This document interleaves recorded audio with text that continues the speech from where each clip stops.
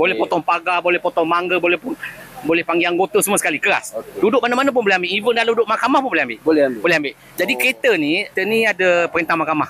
Ada perintah mahkamah. Perintah mahkamah tu Section 42. Section 42. Bukan 16 ah. Okey. 16 beza 42. Boleh terangkan 16 ni untuk low balance saja. Okay. Tapi kereta ni 42, makna 42 ni keras. Tarik kereta pun hari Sabtu Ahad boleh 9 pagi 9 malam. Orang jangan tu hari Sabtu tak boleh, Ahad tu salah tu. Sebab yang banyak maklumat yang salah. Ramai yang tahu di kawasan luar pagar kalau you ada inquiry ke apa-apa, persoalan boleh tanya KPDKK. Okay. Boleh tanya. Dia 9 pagi 9 malam. Kan? Jadi banyak orang tak boleh hari Sabtu mana boleh tarik, hari Ahad mana boleh tarik. Boleh je. Tak ada masalah. Kalau ada orang petikaikan kenapa you masuk sini sebab ada perintah mahkamah. Kan? Sebab ada perintah mahkamah itu saja. Kalau tak ada perintah mahkamah tu lain cerita.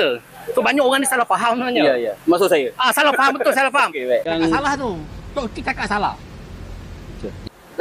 Jadi isu ni tak ada masalah. Jadi kita boleh ambil dalam segi bangunan apa-apa pun kita tak ada masalah. Sebab ada court order. Section 16. Section 42. Section 42. Ya, betul.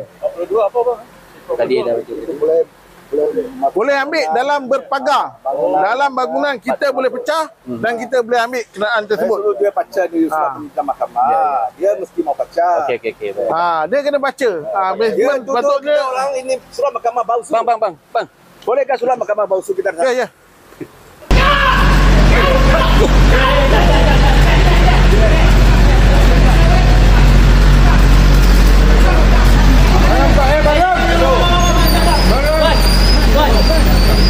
Section 42 ni sebenarnya larangan untuk masuk ke premis persendirian, melainkan dengan perintah mahkamah. Itu sebenarnya.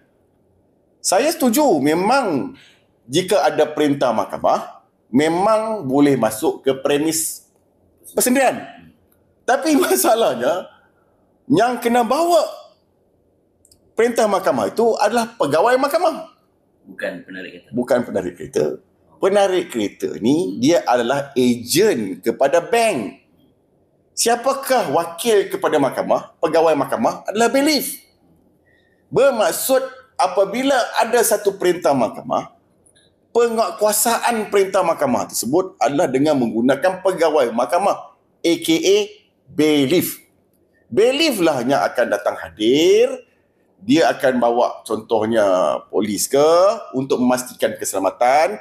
Dialah yang melakukan sitaan, dia yang lakukan. Bukanlah atas kuasa ejen bank. Jadi ini satu benda yang kita pun tak faham. Autoriti ni datang daripada mana? Selama yang kita dah buat, jangankan ejen kereta, lawyer pun tak pernah menguatkuasakan perintah mahkamah. Perintah mahkamah dikuatkuasakan oleh bailiff. Ini semua orang tahu. Ini bukan satu benda yang baru. Sebab itulah kerja bailiff. Kalau tak kerja sebagai penguatkuasa perintah mahkamah, kerja buat apa? Itulah kerja bailiff. Jadi kalau ada pihak yang membawa perintah mahkamah dan dia mengatakan dia mempunyai kuasa untuk masuk ke premis persendirian, saya rasa itu bukan kuasa yang ada pada dia. Kuasa itu diperturunkan kepada bailiff.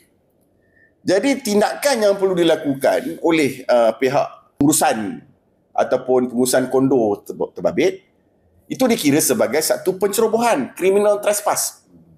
Tindakan yang boleh diambil adalah di bawah Section 447, criminal trespass, kanun kesisaan, apabila ada pencerobohan jenayah. Laporan polis boleh dibuat supaya ada siasatan.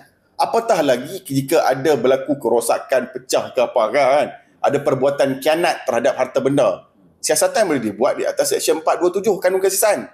Jadi isunya sekarang adalah menjawab soalan sama ada penarik kereta mempunyai kuasa untuk menguatkuasakan menggunakan perintah mahkamah untuk masuk ke premis persendirian. Itu tidak benar. Sebaliknya, kuasa itu adalah di tangan bailiff. Bailiff yang perlu menguatkuasakan perintah mahkamah tersebut untuk masuk ke premis persendirian.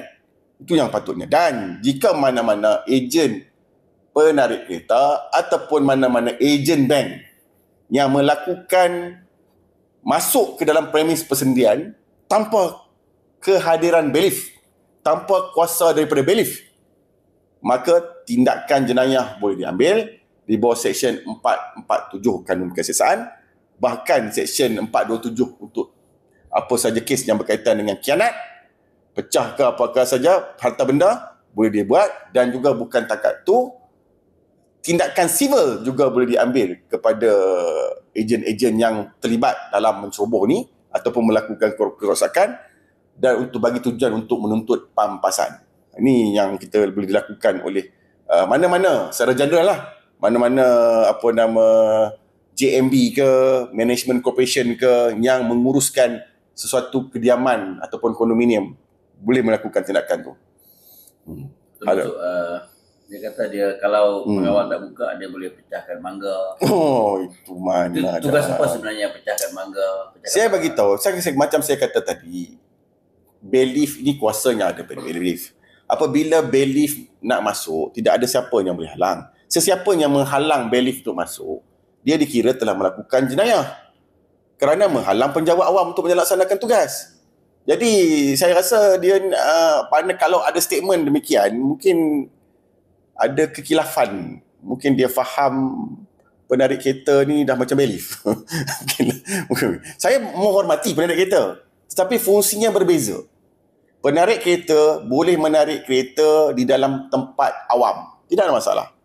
Jika dia nak masuk ke premis persendirian, dia mestilah mendapat kebenaran daripada hirer. Siapakah hirer? Penyewa lah. Penyewa dalam sini, dalam orang yang pinjam hire purchase agreement ni, dengan kebenaran ataupun dengan kebenaran daripada pemilik premis tersebut. Kalau pemilik premis tersebut membenarkan, dia tak adalah isu tu. Tetapi yang saya faham, premis tidak memberikan kebenaran. Bahkan pemilik premis takkan berikan kebenaran sebab dia merupakan right of hirer. Jadi sekiranya mereka nak melaksanakan juga, dapatkan perintah mahkamah. Kalau ada perintah mahkamah, panggil bailiff. Bailiff yang datang menggunakan kuasa yang berada di tangan bailiff. Itulah yang betul. Tanpa bailiff tak sah. Tanpa bailiff tidak sah dan berisiko untuk menjadi satu tindakan jenayah kepadanya, dan juga civil liability, criminal liability dan civil liability. Jika benar perintah mahkamah tu ada, step yang berikut adalah bawa bailiff. Selesai masalah. Bukan kita cakap tak boleh tarik. Adakah kita bercakap boleh tak boleh tarik? Tapi tarik mengikut prosedur. Prosedurnya adalah dengan menggunakan kuasa yang ada kepada bailiff.